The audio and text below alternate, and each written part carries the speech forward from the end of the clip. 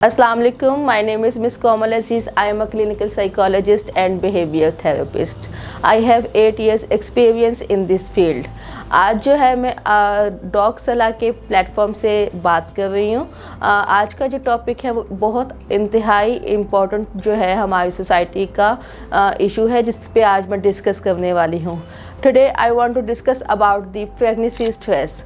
Pregnancy stress के बारे में बहुत कम लोग जानते हैं और बहुत कम लोग इसको समझ पाते हैं। ये जो प्रेगनेंसी स्ट्रेस है ये स्पेशली स्पाउस में हस्बैंड जो है अपनी बीवी की इस कंडीशन को समटाइम नहीं समझ पाता, जिसकी वजह से बहुत से फैमिलीज़ जो है वो ब्रोकन फैमिलीज़ में कन्वर्ट हो जाती हैं। इस टॉपिक को मैंने इसलिए सेलेक्ट किया है ताकि मैं आज आपको बता सकूं कि हमारी सोसाइटी में शादी के फ़ौरन बाद तलाक हो जाना भी काफ़ी इसके पीछे जो वजूहात हैं वो प्रेगनेंसी स्ट्रेस जो है इसमें इंक्लूड है। पिछले दिनों आप सब ने देखा कि एक दुबई की शहज़ादी शेखा मेरा उन्होंने तलाक ली।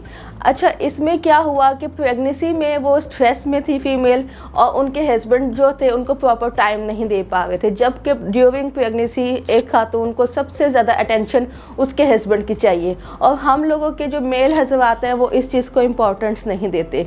प्रेगनेंसी स्ट्रेस एक ऐसा स्ट्रेस है जिसके बाद फीमेल जो है मुकम्मल तौर पे एक शदीद किस्म के दुख से, शदीद किस्म की टेंशन से गुजरती है। और प्रेगनेंसी स्ट्रेस को कम करने के लिए सबसे ज़्यादा इम्पॉर्टेंट है वो आपके स्पाउस की अटेंशन है आपके लिए, जिस चीज़ को हमें समझना होगा। हम लोगों की सोसाइटी में इन पाकिस्तान मेरे पास एक बहुत से ऐसे केस आ रहे हैं जिसमें प्रेगनेंसी स्ट्रेस की वजह से फैमिलीज़ जो है वो तलाक तक बात जा रही है, खुला तक बात जा रही है। अच्छा, आपको ये भी समझना होगा कि बीइंग अ साइकोलॉजिस्ट मैं एक बात आपसे शेयर करने लगी हूँ इस प्लेटफॉर्म के ज़रिए। आपको ये भी समझना होगा कि जब एक फ़ीमेल की शादी होती है, शादी के बाद उसमें हार्मोन्स की चेंजिंग होती है, उसके मूड स्विंग्स होते हैं। तो मूड स्विंग्स होने की वजह से वो अपने बिहेवियर को ठीक से शो नहीं कर पा रही होती है, अपना बिहेवियर शो नहीं कर पा रही होती, उसको बहुत कुछ फेस करना होता है। और इस सेंसिटिव पॉइंट पे उसको उसके इन लॉज की तरफ से या उसके हस्बैंड की तरफ से मुसलसल जज किया जा रहा होता है और उनकी जजमेंट की बिहाफ पे जो है उसको बहुत कुछ फेस करने के बाद वो मज़ीद स्ट्रेस और डिप्रेशन में चली जाती है, जिसकी वजह से रिलेशनशिप ज़्यादा देर तक कायम नहीं रह पाता। प्रेगनेंसी स्ट्रेस का ना सिर्फ आपकी इज़वाजी ज़िंदगी पे बहुत बैड इफेक्ट होता है, बल्कि जो आने वाला बच्चा है ये भी अपने नेगेटिव इमोशंस इंक्रीज इस दुनिया में लेके आता है। तो जो मदर का प्रेगनेंसी स्ट्रेस है वो बच्चे के मिजाज पे बहुत बैड इफेक्ट डालता है, लेकिन इस चीज़ को हमारी सोसाइटी में बिल्कुल नहीं सोचा जाता, बल्कि एक प्रेग्नेंट वुमेन पे हर तरह का तशद्दुद, ज़हनी तशद्दुद या जिसे जिस्मानी तशद्दुद किया जाता है। हम लोगों का ये जो इन लॉज का जो सेटअप है पाकिस्तान में, ये एक इंतहाई बैड जिसे कह लें कि एक सेटअप है जिसकी वो हर फीमेल, पाकिस्तानी फ़ीमेल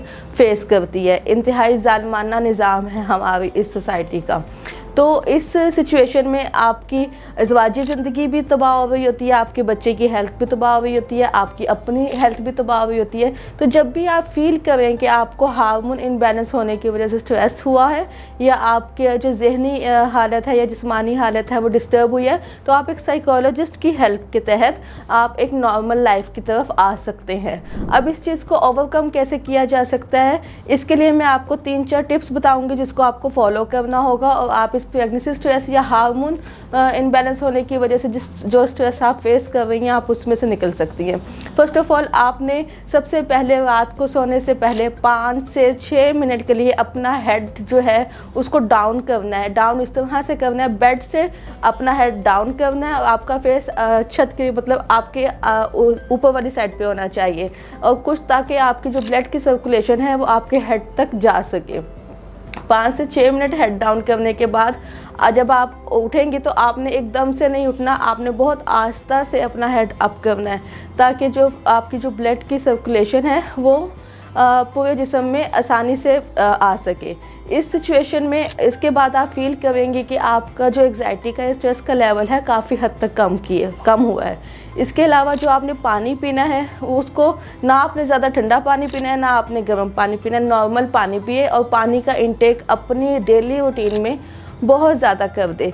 इसके अलावा आपको ब्रीथिंग करनी है, योगा करना है। योगा से भी आप अपना स्ट्रेस जो है वो रिड्यूस कर सकते हैं। योगा के कुछ ऐसे पोज जो आप डेली रूटीन में अपना हिस्सा बना लें, जिसके बिहाफ पे आपकी जो बॉडी होगी उसको ऑक्सीजन की कमी नहीं आ पाएगी उन ब्रीथिंग की वजह से या उन योगा के स्टेप्स की वजह से।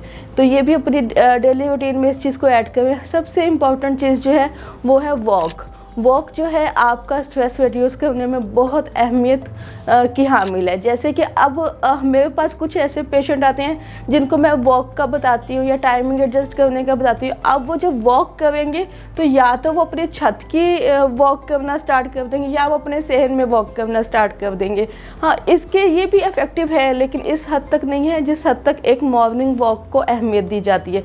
क्योंकि जो ग्रीन एरिया है, सबस जो हमारे गार्डन का या बाग वगैरह का जो सबस हिस्सा है, ये हमारे स्ट्रेस को रिड्यूस करता है। क्योंकि इससे अगर आप नंगे पाँव घास पे चलते हैं तो इससे भी आपका स्ट्रेस रिड्यूस होता है। तो छोटी छोटी टिप्स जो आप इजीली जो है अपनी लाइफ का हिस्सा बना सकते हो और एक अच्छी और एक हेल्दी लाइफ स्पेंड कर सकते हो, तो उसको आप फॉलो करें। इसके अलावा एक माहिर नफ्सियात से आप डेली का या वीकली आप सेशंस लें और अपनी डेली रूटीन को उससे डिस्कस करें, ताकि आपकी लाइफ एक अच्छे वे में और एक कामयाब ज़िंदगी की तरफ आप आ सकें। Thank you so much. अल्लाह हाफिज़।